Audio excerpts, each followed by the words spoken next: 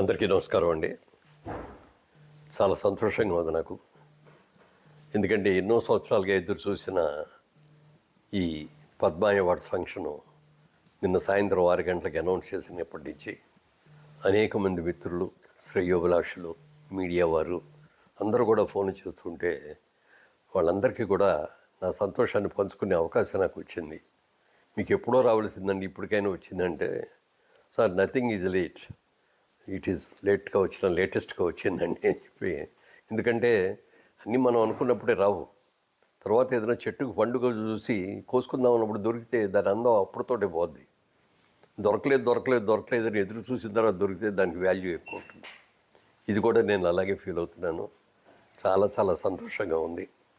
మిత్రులందరికీ కూడా నా శుభాకాంక్షలు తెలియజేస్తున్నాను. ఇంకో వేరే సందర్భంలో క్లియర్గా డీసెంట్గా తర్వాత మాట్లాడతాను.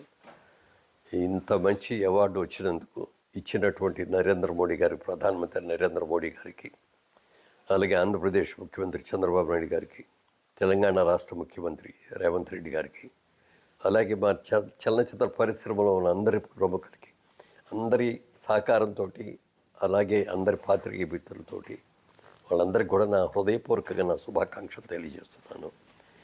ఈ అవార్డు అందుకున్న తర్వాత తప్పక ఒకసారి మళ్ళీ డీటెయిల్డ్గా మళ్ళీ అప్పుడు ప్రెస్ మీట్ పెట్టుకొని చెప్తాను. Thank you.